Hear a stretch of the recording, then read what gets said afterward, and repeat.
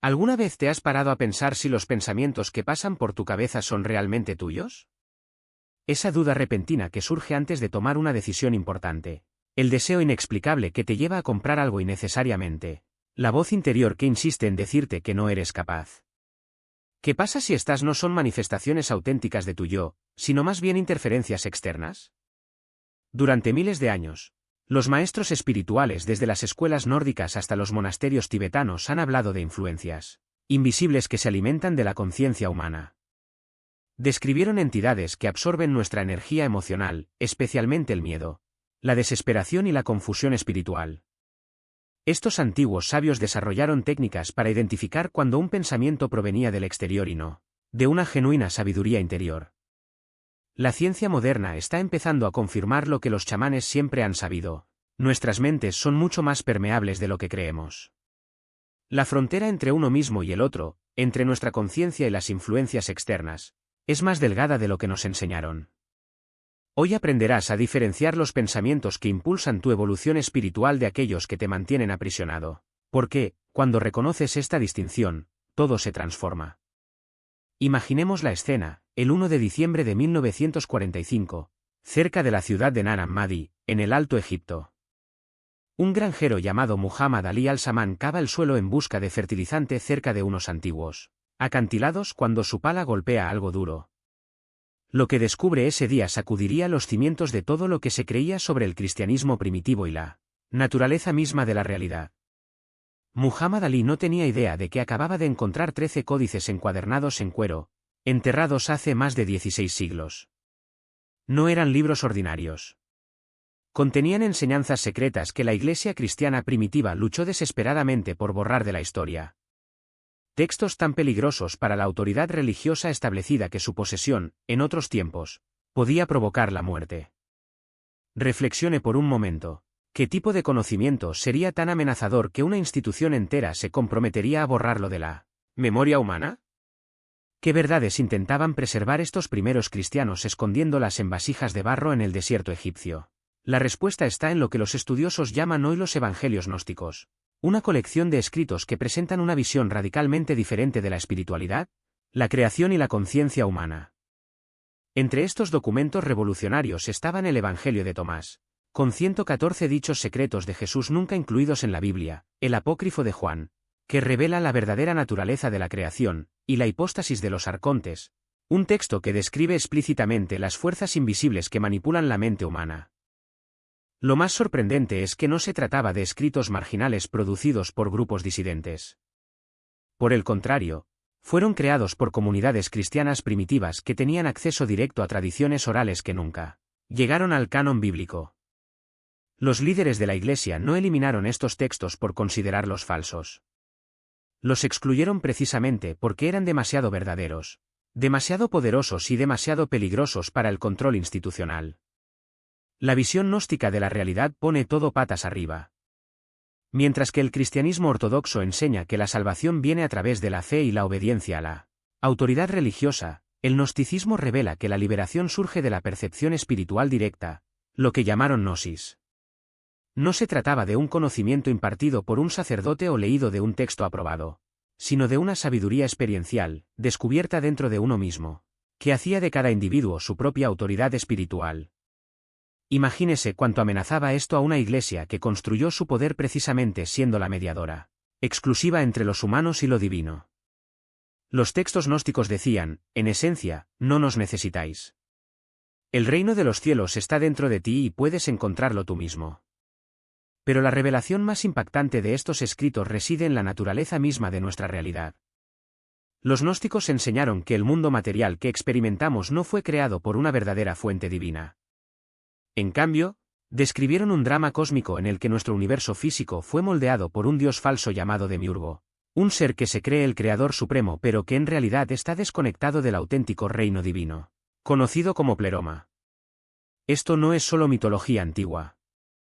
La narrativa gnóstica de la creación ofrece un marco para comprender por qué tanta gente siente que algo fundamental en la realidad convencional no se alinea con una verdad más profunda.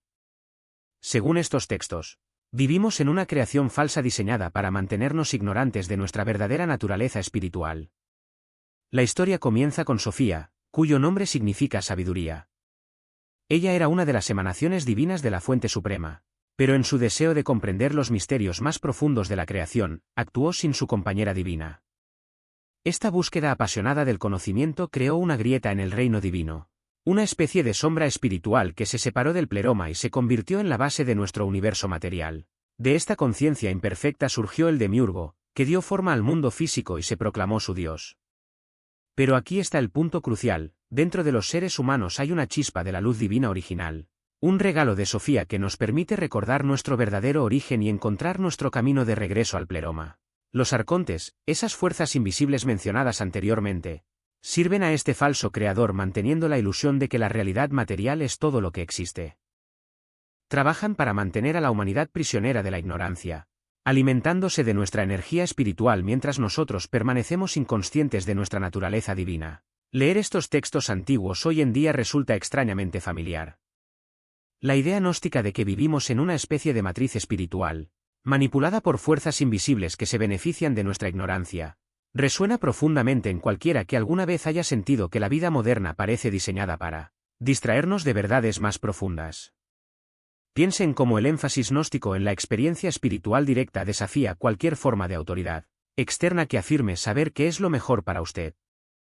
Ya sean instituciones religiosas, sistemas políticos o condicionamientos culturales, el camino gnóstico dice: no confíe en la palabra de nadie como verdad espiritual, descúbrala usted mismo a través del conocimiento interno directo. Por eso estos textos eran tan peligrosos que estuvieron escondidos en el desierto durante 16 siglos. No solo cuestionaron doctrinas religiosas específicas, sino que cuestionaron la idea misma de que uno debería tener autoridad sobre su vida espiritual. Revelaron que la chispa divina dentro de ti es tu conexión directa con la realidad última, y ninguna institución externa puede darte lo que ya tienes. Los eruditos que tradujeron por primera vez estos textos quedaron sorprendidos por lo mucho que iluminaban la diversidad del pensamiento cristiano primitivo. Lo que hoy llamamos cristianismo representa solo un hilo en un tapiz mucho más rico de comprensión espiritual. El descubrimiento de Nag Hammadi demostró que en los primeros siglos después de Jesús existieron muchas formas diferentes de cristianismo. A una fuerza cósmica que desafía los fundamentos mismos del gobierno de los arcontes. Cada despertar individual es como una pequeña fisura en la gran ilusión, y estas fisuras, cuando se multiplican, comienzan a debilitar toda la estructura que mantiene aprisionada la conciencia. Los textos de Nag Hammadi describen este proceso como una revolución silenciosa, no una batalla librada con armas o ejércitos, sino una transformación interna que se propaga como olas invisibles. Cuando eliges cuestionar las narrativas impuestas, cuando rechazas la identificación ciega con tu cuerpo o tus roles sociales, cuando permites que tu intuición guíe tus decisiones en lugar del miedo, estás, de hecho, participando activamente en este movimiento de liberación. Y lo más fascinante es que esta revuelta no requiere que abandonéis el mundo material, al contrario, te invita a vivirlo más plenamente, pero ahora con la claridad de que su esencia trasciende cualquier limitación física o mental. Los arcontes, sin embargo, no se dieron por vencidos. Han adaptado sus estrategias a lo largo de los siglos, perfeccionando las herramientas de control para alinearlas con los cambios culturales. En el pasado, la dominación se ejercía mediante dogmas religiosos y amenazas de castigo divino.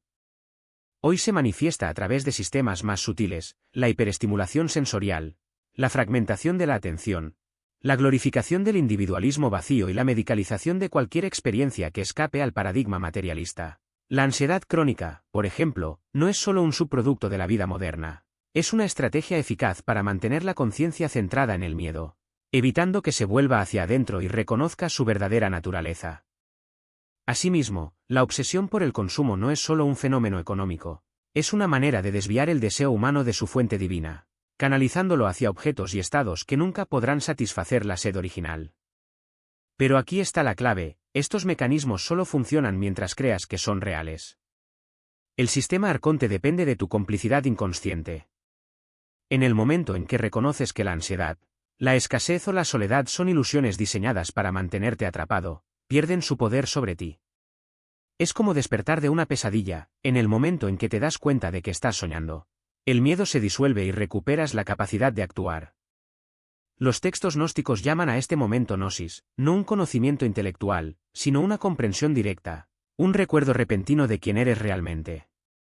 Y es precisamente este recuerdo el que más temen los arcontes. Por eso invierten tanto en distracciones que ocupan sus mentes con lo superficial, noticias frenéticas, entretenimiento vacío, debates polarizados que no llevan a ninguna parte. Todo esto sirve para mantenerte en un estado de sueño despierto, donde reaccionas pero no reflexionas, consume, pero no crea, existe, pero no vive. La verdadera creatividad, por otra parte, es un acto de rebelión. Cuando pintas, escribes, compones, inventas o simplemente vives auténticamente, estás expresando la chispa divina que los arcontes no pueden controlar. Cada obra de arte, cada acto de amor genuino, cada momento de silencio en el que conectas con el infinito es una victoria en la guerra cósmica por la libertad de la conciencia. Los antiguos gnósticos entendieron que esta batalla no es contra personas o instituciones, sino contra patrones de pensamiento.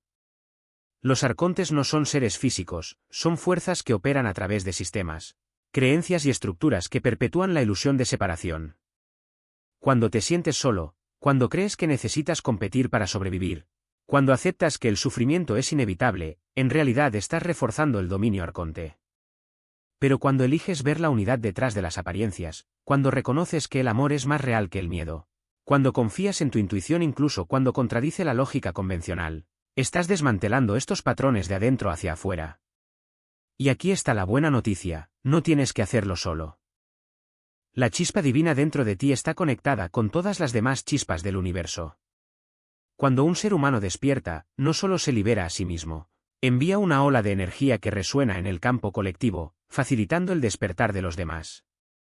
Por eso, a lo largo de la historia, los momentos de gran transformación espiritual siempre han llegado en oleadas. El movimiento de los místicos medievales, el florecimiento del sufismo, el renacimiento de la espiritualidad indígena e incluso los despertares individuales que hoy se multiplican en medio del caos moderno. Cada uno de estos momentos es una confirmación de que la luz de Sofía no puede apagarse. El desafío, entonces, no es encontrar algo externo que te dé significado, sino recordar lo que ya eres. El viaje espiritual no es un ascenso hacia una meta distante, sino un regreso a casa, un hogar que nunca ha dejado de existir dentro de ti. Los arcontes quieren que creas que estás perdido, que necesitas mediadores, reglas, salvación externa. Pero la verdad es que ya tienes todo lo que necesitas. Lo único que falta es el coraje de mirar hacia adentro y reconocer la luz que siempre ha estado ahí. Y cuando hagas esto, cuando permitas que esa luz ilumine tu percepción, descubrirás que el mundo que te rodea ya no es el mismo. Las mismas circunstancias estarán ahí, pero las verás con nuevos ojos. El miedo se convertirá en curiosidad, la competencia en colaboración, la escasez en abundancia. Te darás cuenta de que la realidad no es algo fijo, sino maleable, moldeado por la calidad de tu conciencia. Y, sobre todo, comprenderás que tu existencia no es un accidente cósmico, sino un acto deliberado de amor divino, una elección hecha por Sofía de traer luz a la oscuridad, y una elección que ahora renuevas con cada momento que eliges despertar. Despertar a la posibilidad de elegir diferente. Cada vez que identificas una de estas trampas, ya sea la ilusión de pertenencia a las redes sociales, la falsa promesa de felicidad en el consumo o la distracción constante que nos impide escuchar la voz interior, debilitas el control de los arcontes sobre tu percepción.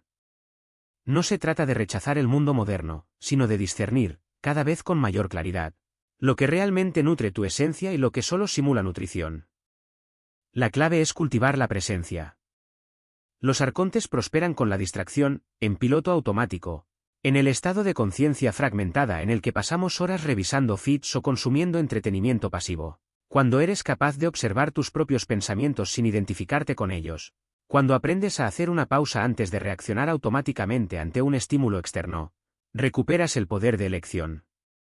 Esta sencilla práctica, el arte de estar plenamente aquí y ahora, es un acto de rebelión espiritual.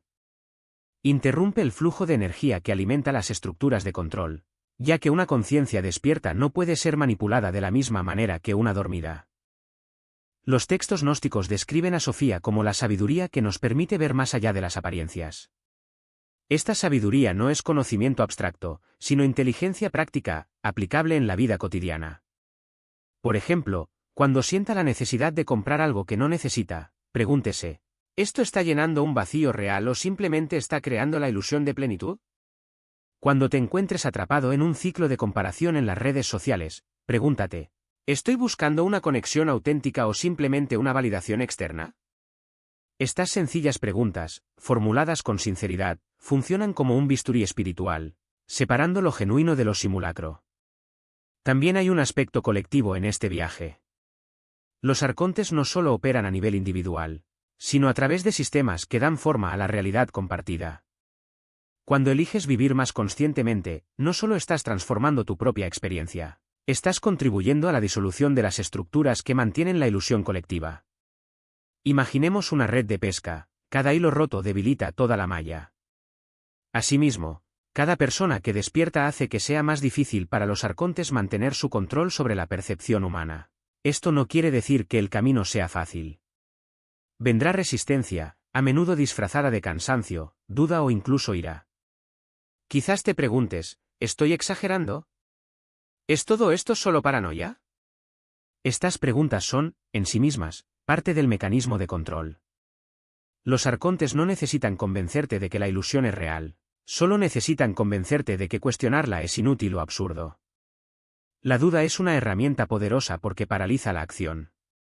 Pero recuerda, la mera existencia de la duda es una señal de que algo en ti está despertando. After all, if reality was exactly as it was presented to us, why question it? La práctica diaria del despertar implica pequeños actos de valentía. Puede ser tan sencillo como apagar el móvil durante una hora para observar lo que emerge en el silencio, o elegir un camino menos consumista incluso cuando la presión social indique lo contrario. Cada elección consciente es un paso hacia la libertad. Y a medida que avance, encontrará que la noción misma de lucha comienza a disolverse. No se trata de luchar contra los arcontes, sino de trascender su dominio simplemente dejando de alimentarlos con tu energía. Sofía no nos pide que rechacemos el mundo, sino que lo amemos de manera diferente, no como prisioneros aferrados a barrotes, sino como jardineros que cuidan la tierra para que algo nuevo pueda florecer. La verdadera revolución no ocurre en las calles, sino dentro de cada uno de nosotros, en el momento en que elegimos ver más allá del velo. Y cuando esa elección se convierte en un hábito, la realidad comienza a reorganizarse a tu alrededor, no por magia, sino porque finalmente estás alineado con la corriente cósmica que siempre ha estado ahí, esperando ser reconocida. Las ilusiones específicas de cada nivel. Imagina, por ejemplo, que estás frente a una escalera de caracol, donde cada escalón representa una esfera de conciencia. A medida que subes, no solo observas, sino que desmantelas los mecanismos que te mantuvieron allí.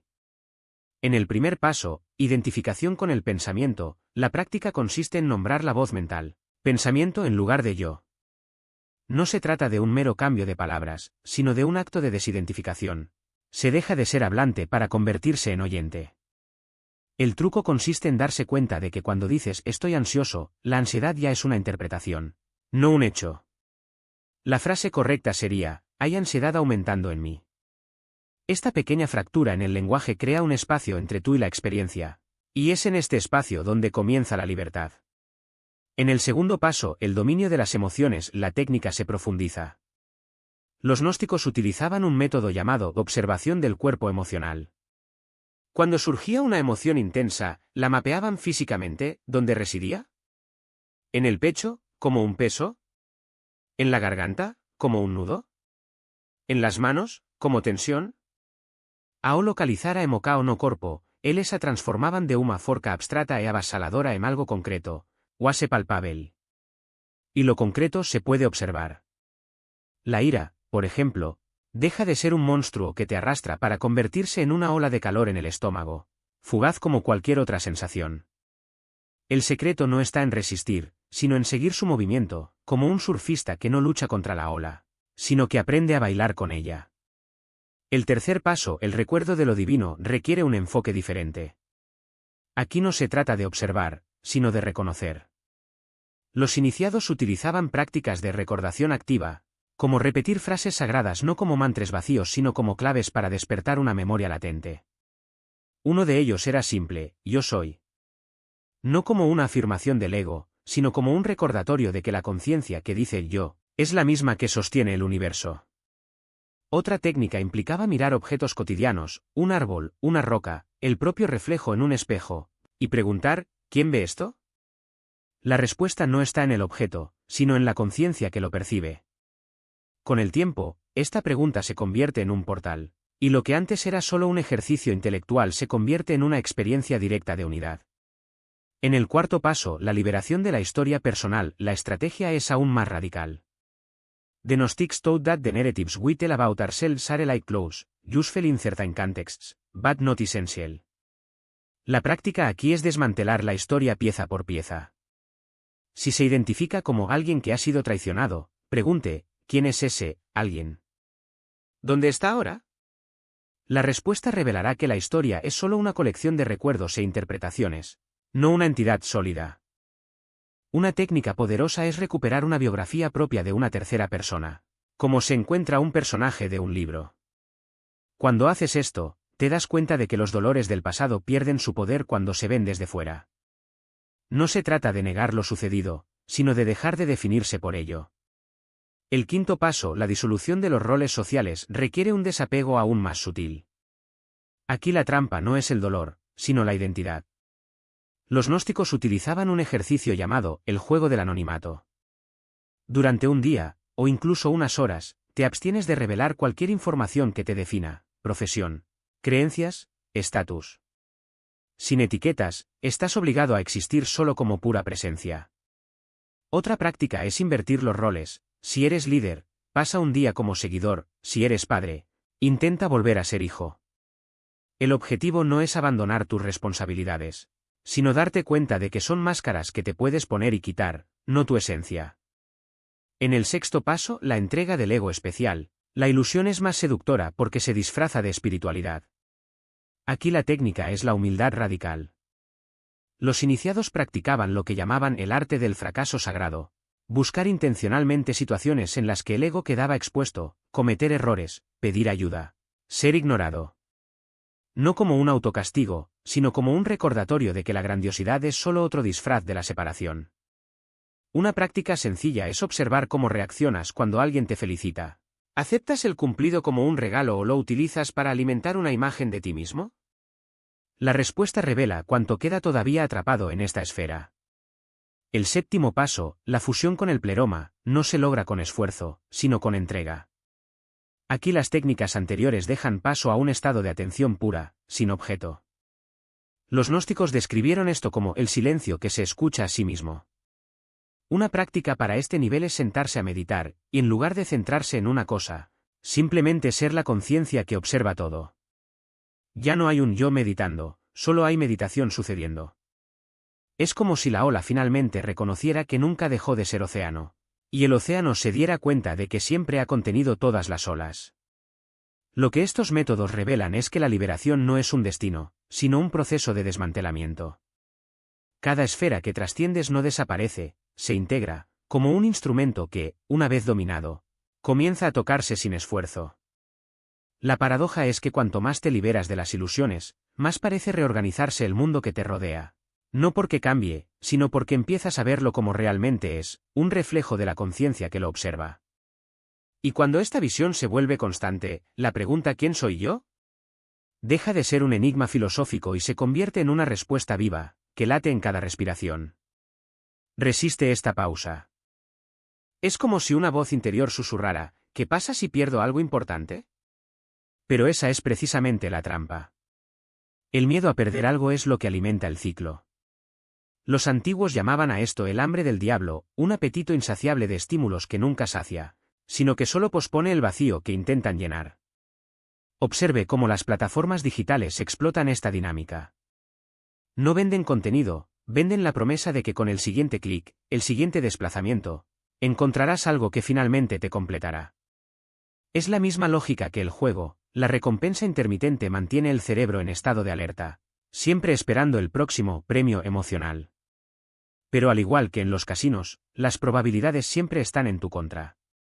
Lo que obtienes son fragmentos de dopamina, no satisfacción. Aquí está la clave, la conciencia no puede ser aprisionada por lo que reconoce. Cuando identificas el mecanismo, pierde su poder. Es como despertar de un sueño lúcido, en el momento en que te das cuenta de que estás soñando. La pesadilla se disuelve. Lo mismo ocurre con las trampas digitales. En el momento en que preguntas, ¿por qué estoy haciendo esto? La compulsión pierde su control. No porque lo hayas domesticado, sino porque dejaste de alimentarlo con tu atención inconsciente. Prueba un ejercicio sencillo: la próxima vez que cojas el móvil, hazlo con ambas manos. Siente el peso del dispositivo, la textura de la pantalla, la temperatura del cristal. Respira hondo antes de desbloquearlo. Esta pequeña brecha crea un espacio entre el estímulo y la respuesta, y ese espacio es donde reside tu libertad. Los maestros de las antiguas tradiciones lo sabían. La verdadera transformación no ocurre en el nivel del contenido, lo que ves o haces, sino en el nivel del contexto, cómo te relacionas con lo que ves o haces. Hay un detalle fascinante en los textos gnósticos sobre los arcontes. No se los describe como seres malignos en el sentido tradicional, sino como fuerzas que imitan la luz para desviar la atención de la verdadera fuente. No crean el mal, crear la ilusión del bien. Es por eso que las redes sociales no se sienten como una prisión, se presentan como libertad, conexión y empoderamiento. Pero nota lo que sucede cuando intentas desconectarte: la ansiedad, la sensación de que te estás perdiendo algo esencial. Esto no es libertad, es una dependencia disfrazada de elección. La solución no es rechazar la tecnología, sino reclamar soberanía sobre ella. Comience con un desafío de 24 horas, desactive todas las notificaciones excepto las esenciales. No por ascetismo, sino para recuperar el control sobre tu propio enfoque. Notarás algo sorprendente: la mayoría de las interrupciones no fueron urgentes, solo distracciones diseñadas para robar tu atención. Y cuando eliges conscientemente cuándo y cómo participar, algo cambia. El dispositivo deja de ser amo y vuelve a ser herramienta. Los antiguos hablaban del camino intermedio, no una negación radical ni una rendición pasiva, sino el equilibrio entre compromiso y discernimiento. La misma lógica se aplica aquí. Puedes utilizar las redes sociales para crear, conectarte y aprender, pero debes hacerlo con los ojos abiertos. Pregúntate: ¿esto me acerca a mi verdadera naturaleza o me aleja de ella? La respuesta no siempre será obvia, pero el simple hecho de preguntar es un paso hacia la libertad. Y recuerda, cada vez que eliges conscientemente dónde poner tu atención, estás entrenando tu mente para reconocer qué es real y qué es ilusión. No se trata de perfección, sino de dirección. El viaje a través de las esferas de la conciencia no requiere que elimines todas las distracciones de una vez, sino que, en cada momento, elijas avanzar hacia la luz, aunque sea paso a paso. Distracciones, sin estimulación artificial. Solo silencio y pura presencia. Sabían que en esos momentos la mente se reorganiza, los patrones condicionados pierden fuerza y la conciencia se expande más allá de las limitaciones impuestas por el mundo externo. Esta práctica no era un lujo, sino una necesidad. Sin estos intervalos de quietud, la mente permanece estancada en el ciclo de reacciones automáticas, respondiendo a los estímulos como un mecanismo programado. Los gnósticos, sin embargo, buscaban algo más profundo: la capacidad de elegir conscientemente cómo responder, en lugar de simplemente reaccionar. Y esta elección solo es posible cuando hay espacio interno para observar lo que sucede. Uno de los métodos más eficaces que desarrollaron para cultivar este espacio fue la vigilancia constante. No se trataba de una vigilancia tensa o forzada, sino de un estado de atención relajada, donde cada acción, pensamiento o emoción era observado con curiosidad, sin juzgar. Imagina, por ejemplo, que estás lavando los platos. En lugar de dejar que tu mente divague entre preocupaciones o distracciones, diriges tu atención a las sensaciones de tus manos en el agua, el sonido de los platos al lavarse, el movimiento de tu cuerpo. No se trata de convertir la tarea en algo místico, sino de reconocer que, incluso en las actividades más simples, existe una oportunidad de anclar la conciencia en el presente. Esta práctica puede parecer simple, pero sus efectos son profundos. Cuando entrenas tu mente para permanecer en el momento presente, deja de ser arrastrada por las corrientes del pasado o del futuro, dos lugares donde la ilusión se fortalece. El pasado es una narrativa que construimos a partir de recuerdos fragmentados y el futuro es una proyección de miedos y deseos. Ambos son terreno fértil para la manipulación, ya que nos alejan del único lugar donde realmente se puede conocer la realidad, el ahora. Los gnósticos también entendieron que la liberación no era un acontecimiento aislado, sino un proceso continuo. Hablaron de un despertar gradual, en el que cada percepción, cada momento de claridad, era como una capa de ilusión que se despegaba. No se trataba de alcanzar un estado permanente de iluminación, sino de cultivar la capacidad de reconocer la verdad en medio de las apariencias. Y esta habilidad se desarrolla a través de la práctica constante, no de la teoría. Una de las técnicas más poderosas que utilizaron para acelerar este proceso fue lo que llamaron inversión de atención. En lugar de dirigir la conciencia hacia afuera, buscando respuestas en el mundo externo, la dirigieron hacia adentro, investigando la naturaleza misma de la percepción. Por ejemplo, cuando miras un objeto, en lugar de centrarte en el objeto en sí, observas quién está mirando. ¿Quién es este yo que percibe? ¿De dónde viene esta percepción? Esta investigación no busca una respuesta intelectual, sino una experiencia directa de conciencia pura, libre de identificaciones. Otro aspecto fundamental de sus prácticas fue el trabajo con las emociones. No veían las emociones como enemigas, sino como mensajeras. Cada emoción contenía información valiosa sobre el estado interno, e ignorarlas o reprimirlas solo las fortaleció. En cambio, enseñaron a observar las emociones con la misma atención con la que uno presta un pensamiento. Cuando surgía una emoción, en lugar de dejarse llevar por ella, la persona aprendía a preguntarse, ¿qué intenta mostrarme esa emoción? ¿De dónde viene ella? ¿Cuál es la creencia o el miedo detrás de esto? Este enfoque transformó las emociones de fuerzas opresivas en aliados en el camino hacia la libertad. La ira, por ejemplo, podría revelar que se está violando un límite personal, mientras que la tristeza podría indicar una necesidad insatisfecha. Al investigar estas emociones con honestidad, sin juzgar, fue posible disolver su carga y recuperar la energía que consumían. Los gnósticos también daban gran importancia al cuerpo como vehículo de la conciencia. No veían el cuerpo como una prisión, sino como un instrumento sagrado, capaz de anclar el alma en el mundo material mientras se libera de las ilusiones. Prácticas como el ayuno, la respiración consciente y los movimientos meditativos se utilizaron no solo para purificar el cuerpo físico, sino también para armonizar los diferentes niveles de existencia, desde el más denso hasta el más sutil. Un ejemplo práctico fue el uso de la respiración para regular el estado interno. Observaron que cuando la mente está agitada, la respiración tiende a ser corta y superficial, mientras que en estados de calma se vuelve profunda y rítmica. Al revertir este proceso, es decir, al controlar conscientemente la respiración, fue posible influir directamente en el estado mental. Esta técnica, sencilla en su ejecución, era una forma de entrenar la mente para no dejarse esclavizar por patrones automáticos. Finalmente, los gnósticos entendieron que la verdadera libertad no era un estado individual, sino una responsabilidad colectiva. No solo buscaban la liberación personal, sino la transformación de la conciencia humana en su conjunto. Por lo tanto, sus prácticas no eran solo para su propio beneficio, sino para servir como faros de luz en un mundo dominado por la ilusión. Sabían que al despertar, cada individuo se convertía en un punto de resistencia contra las fuerzas que buscan mantener dormida a la humanidad. Y aquí es donde el viaje se vuelve aún más interesante. Cuando empiezas a aplicar estos principios en la vida cotidiana, descubres que la libertad no es algo que se gana y se conserva, sino algo que se vive, con cada elección, con cada respiración.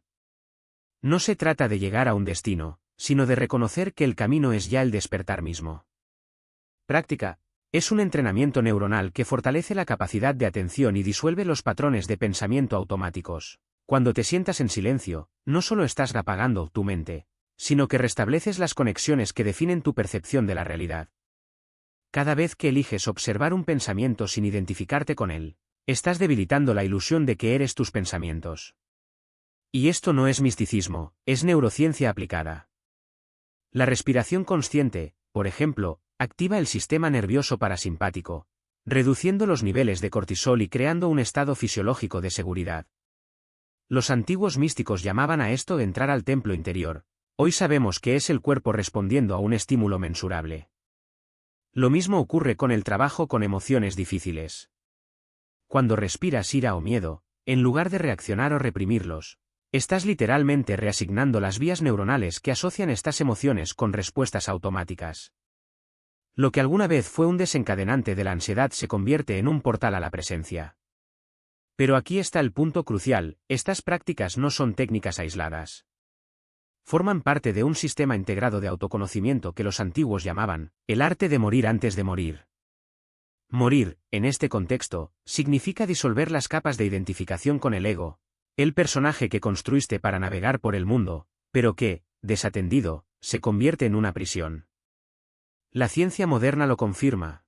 Los estudios de meditadores avanzados muestran una reducción significativa de la actividad en la corteza prefrontal medial, la región asociada con la autoconciencia narrativa. En otras palabras, cuanto más practicas, menos te aferras a la historia de quién eres. Y es precisamente esta disolución del ego la que permite el surgimiento de lo que los místicos llamaron conciencia testigo, la capacidad de observar la experiencia sin dejarse llevar por ella. Imagínate viendo una película en la que tú eres el protagonista, pero también el espectador. La trama se desarrolla, surgen emociones, pero no te pierdes en ellas. Esta dualidad no es una abstracción, es un estado accesible a través de prácticas consistentes. Y lo más fascinante es que, una vez experimentado, se convierte en un nuevo punto de referencia de la realidad. Aquí, la psicología transpersonal ofrece un puente valioso. Stanislav Grof, por ejemplo, ha documentado cómo las experiencias de muerte y renacimiento psicológico, ya sea mediante respiración holotrópica, meditación profunda o incluso convulsiones espontáneas, pueden conducir a una reestructuración radical de la personalidad. Los participantes informan no solo de un alivio de los síntomas, sino también de un cambio permanente en su percepción de sí mismos y del mundo. Esto hace eco directamente de los relatos de los místicos, que describieron la iluminación como un segundo nacimiento, un paso a una dimensión de la conciencia donde el sufrimiento pierde su poder. Pero ¿cómo podemos sostener esta transformación en la vida cotidiana? La respuesta está en la integración. No se trata de vivir en un monasterio o en retiros permanentes, sino de llevar esta cualidad de presencia a las pequeñas cosas, lavar los platos con total atención, escuchar a alguien sin planificar tu respuesta, sentir el peso del cuerpo al caminar. Cada uno de estos momentos es una oportunidad para anclar la conciencia en el ahora. Y cuanto más haces esto, más se adapta tu cerebro, creando nuevos hábitos de percepción. La resistencia, por supuesto, vendrá. El ego no se disuelve sin luchar. Sentirás aburrimiento, frustración e incluso ira, señales de que algo profundo está siendo desafiado. Pero es precisamente en estos momentos cuando la práctica se vuelve más poderosa. Cuando la mente insiste en que esto no funciona, cuando el cuerpo pide distracción, es cuando tienes la oportunidad de elegir, ceder a la ilusión o quedarte en el malestar hasta que se convierta en claridad.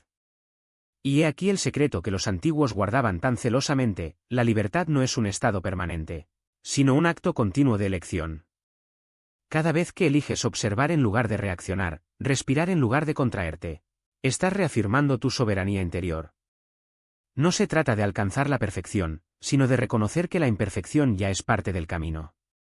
El despertar no es un destino, sino el viaje en sí, y cada paso, por pequeño que sea, es una victoria contra las fuerzas que buscan mantenerte dormido. Equilibrio interno. La ira, cuando se observa con atención, revela los límites que aún necesitas fortalecer. La tristeza, cuando se abraza, muestra dónde se expande tu compasión. El miedo, cuando se enfrenta, señala los límites que estás dispuesto a trascender. Estas emociones no son obstáculos, son mensajeros que traen información valiosa sobre su camino de evolución. La práctica diaria de conectarnos con el presente es lo que transforma estas energías en sabiduría. Un simple ejercicio de 5 minutos, en el que diriges tu atención a las sensaciones de tu cuerpo, los sonidos que te rodean o el ritmo de tu respiración, es suficiente para romper el ciclo de identificación con pensamientos repetitivos. Esta pausa consciente crea espacio para que usted elija cómo responder, en lugar de reaccionar automáticamente. Con el tiempo, esta habilidad se convierte en algo natural, lo que le permite afrontar incluso las situaciones más desafiantes con claridad y compostura.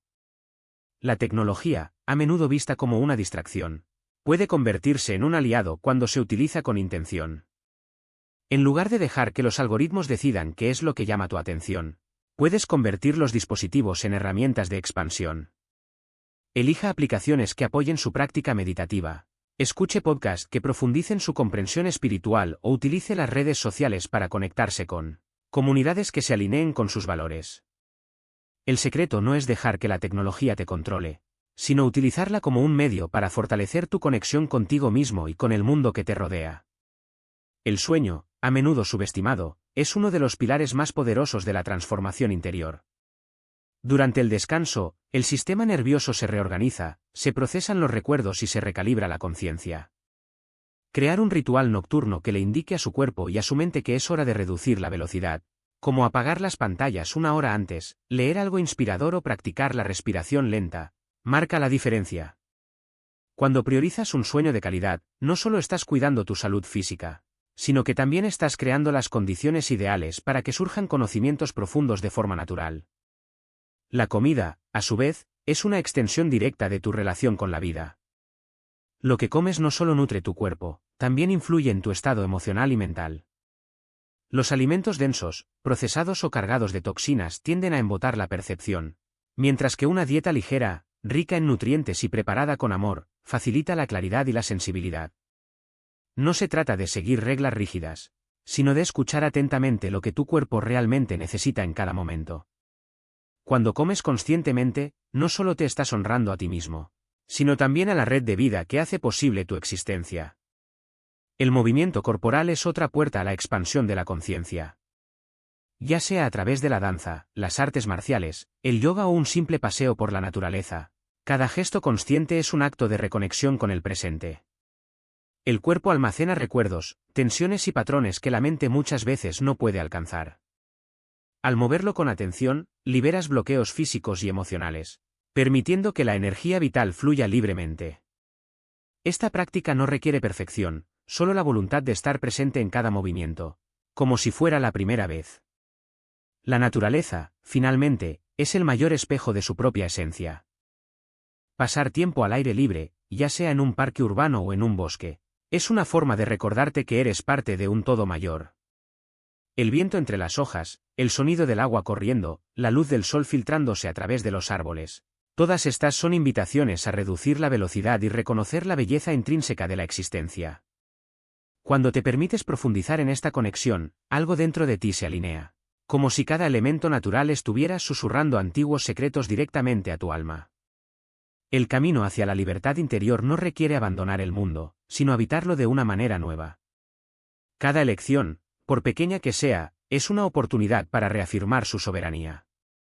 Ya sea respondiendo un correo electrónico con calma, preparando una comida con gratitud o simplemente respirando profundamente antes de actuar, estás tejiendo una realidad donde la conciencia es la fuerza impulsora. Y, al final, es esta conciencia la que transforma no solo tu vida, sino también el mundo que te rodea. La conexión con la luz divina se vuelve no negociable cuando realmente comprendes lo que está en juego. Tu rutina matutina podría incluir meditación, oración, escritura reflexiva o simplemente unos minutos de gratitud antes de tocar tu teléfono. No se trata de seguir la prescripción espiritual de otra persona, sino de descubrir qué es lo que, de hecho, te ayuda a recordar quién eres más allá de tus roles y obligaciones cotidianos. Las prácticas nocturnas sirven para procesar las experiencias del día y liberar cualquier energía que no te pertenece. Esto puede implicar un simple repaso de lo que has experimentado, preguntándote qué has aprendido y por qué estás agradecido. A algunas personas les resulta útil visualizar el retorno de las energías absorbidas de los demás, recuperando al mismo tiempo fragmentos de sí mismos que quedan en el camino. Pero es en la práctica momento a momento donde radica la verdadera transformación. Aprender a notar cuando has caído en una reactividad inconsciente y regresar suavemente a la presencia. Al principio, esto puede suceder decenas de veces al día, cuando notas que estás navegando sin rumbo fijo, cuando te encuentras envuelto en dramas mentales sobre una conversación pasada o cuando te das cuenta de que llevas tensión en tu cuerpo. Cada vez que reconoces y vuelves a la conciencia, estás fortaleciendo tu sistema inmunológico espiritual. Uno de los mayores desafíos de este viaje es la soledad que a menudo acompaña al despertar. Es posible que sienta que habita una realidad diferente a la de la mayoría de las personas que lo rodean. Este sentimiento es real, pero fugaz. Busque comunidades genuinas de individuos conscientes, ya sea en grupos locales, espacios virtuales o encuentros espirituales que resuenen con su comprensión. Recuerde, el despertar espiritual no es un destino, sino un proceso continuo de recordar, olvidar y volver a recordar. Habrá días en los que te sentirás muy claro en tu propósito, profundamente conectado con tu naturaleza divina. Otros donde parecerá dominar la confusión, la duda o el vacío espiritual. Ambas experiencias son parte del camino. El objetivo no es la perfección, sino la integración, Aprender a ser un puente entre el mundo de la forma y el reino del espíritu, llevando la luz a la densidad mientras permaneces arraigado en tu esencia. Vivir como luz en un mundo condicionado no significa escapar de la experiencia humana, sino transformarla desde dentro, elección consciente tras elección consciente. Quizás te preguntes si tu despertar individual realmente importa. Dados los inmensos mecanismos de control, los sistemas institucionales que exploramos a lo largo de esta reflexión, la programación psicológica que parece dominar miles de millones de mentes, es natural preguntarse si la liberación de una sola persona puede generar un impacto significativo. Los antiguos gnósticos entendieron algo profundo acerca de esta cuestión, algo que la ciencia moderna ahora está comenzando a validar: la conciencia opera a través de dinámicas de campo, no solo de la psicología individual. Imagínelo como una vasta red de energía interconectada. Cuando tocas un hilo de una telaraña, toda la estructura vibra. Tu despertar no ocurre de forma aislada. Envía ondas a través de lo que los investigadores llaman el campo mórfico de la conciencia humana. Los gnósticos enseñaron que todos portamos chispas divinas, fragmentos de la misma luz original. Cuando recuerdas tu verdadera naturaleza, cuando te liberas de la programación crónica, literalmente estás facilitando que otros accedan a ese mismo reconocimiento. He sido testigo de este fenómeno innumerables veces. Alguien comienza a cuestionar las narrativas que le han sido impuestas, a ver más allá de las ilusiones que hemos discutido, la programación educativa, la manipulación de los medios, las falsificaciones espirituales. Al principio, la persona se siente sola, incluso loca. Pero entonces sucede algo extraordinario: los miembros de la familia comienzan a hacer preguntas diferentes. Los compañeros de trabajo expresan dudas sobre sistemas que antes aceptaban sin lugar a dudas. Los amigos comparten artículos sobre temas que antes parecían irrelevantes. No es una coincidencia, es un contagio de conciencia. Cuando encarnas una auténtica conciencia espiritual, te conviertes en un transmisor de frecuencia. Su simple presencia desafía la hipnosis colectiva al demostrar que existen otras formas de existir. No hay necesidad de predicar ni convencer a nadie. Tu transformación interior se irradia a través de sutiles intercambios energéticos que ocurren en cada interacción. La historia ofrece poderosos ejemplos de cómo los despertares individuales catalizan transformaciones culturales más amplias. Pensemos en los iniciados de las escuelas de misterios del antiguo Egipto y Grecia. Al principio no se trataba de movimientos de masas, sino de pequeños grupos de individuos que alcanzaron la gnosis, el conocimiento directo de la verdad espiritual. Aún así, su influencia ha dado forma a la filosofía, el arte, la ciencia y la espiritualidad durante milenios. Pitágoras, Platón y los maestros herméticos representaron cada uno un despertar individual que envió ondas de impacto mucho más allá de sus círculos inmediatos. En tiempos más recientes, vemos que este patrón se repite: maestros espirituales cuyos despertares personales continúan inspirando a millones de personas décadas después de su muerte. Pero estos no son solo personajes famosos. He estudiado innumerables casos de personas comunes y corrientes cuya transformación espiritual generó cambios profundos en sus comunidades. Un maestro que despierta comienza a alterar sutilmente la forma en que interactúa con los estudiantes, plantando semillas de pensamiento crítico y expresión auténtica. Un padre que se libera de la programación cría hijos que naturalmente cuestionan la autoridad y confían en su sabiduría interior. Un artista que conecta con su chispa divina produce obras que despiertan algo latente en los espectadores. La clave de la enseñanza gnóstica es que el despertar es literalmente contagioso al nivel de la conciencia. Cuando vives desde una auténtica conciencia espiritual en lugar de respuestas programadas, estás demostrando que la matriz no es tan sólida como parece. Las personas inconscientemente sienten esta libertad en tu presencia, incluso si no pueden explicar que es diferente en ti. Esto sucede a través de múltiples canales. Tu creatividad se convierte en un vehículo para transmitir una conciencia elevada. Ya sea escribiendo, hablando, haciendo música, construyendo un negocio o simplemente hablando, la auténtica conciencia espiritual impregna su expresión con algo que traspasa las defensas mentales y habla directamente a la chispa divina en el otro. Comienzas a articular verdades que ayudan a las personas a reconocer sus propias creencias limitantes y a cuestionar lo que han aceptado como inevitable. Tu compasión se vuelve más genuina porque dejas de operar desde la programación del ego que ve a los demás como algo separado de ti. Este cuidado auténtico crea espacios seguros donde las personas pueden explorar sus propias dudas sobre los sistemas que controlan sus vidas. Sienten permiso para cuestionar lo que siempre han tenido miedo de examinar. Sobre todo, tu relación con la verdad se transforma. Te vuelves menos dispuesto a aceptar mentiras colectivas y más comprometido con la expresión auténtica, incluso cuando sea incómodo. Este hablar veraz no es agresivo ni está cargado de superioridad moral.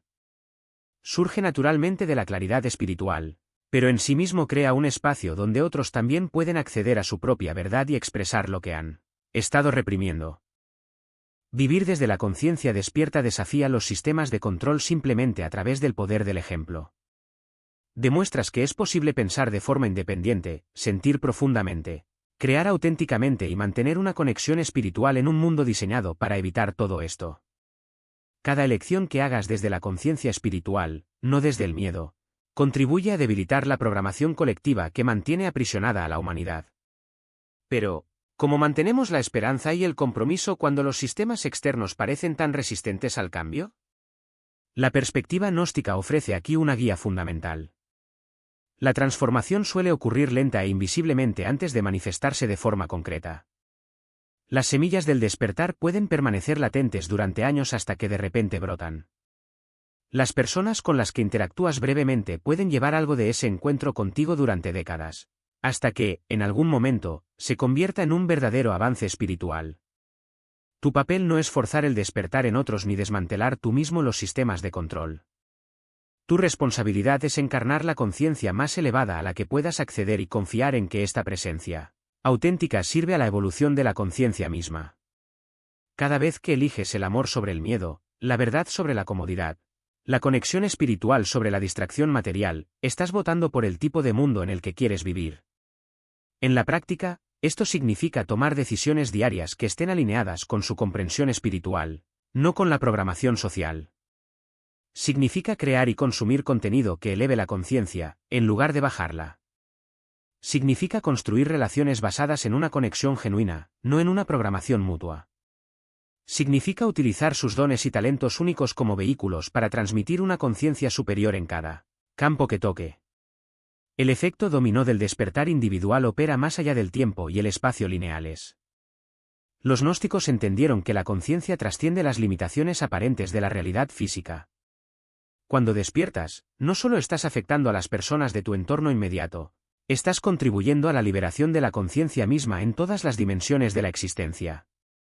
Cada momento de presencia auténtica, cada acto de amor genuino, cada elección hecha desde la conciencia espiritual, no una respuesta programada, envía ondas a través del tejido de la realidad que apoyan a otros en su propio viaje hacia la libertad. Te conviertes en parte de una red creciente de conciencia despierta que lentamente disuelve las ilusiones que han mantenido a la humanidad en cautiverio espiritual. Tu despertar importa más de lo que puedas imaginar. Confía en el proceso, encarna la verdad que has descubierto y sabe que tu liberación individual es, al mismo tiempo, un acto de servicio a la evolución colectiva de la conciencia humana.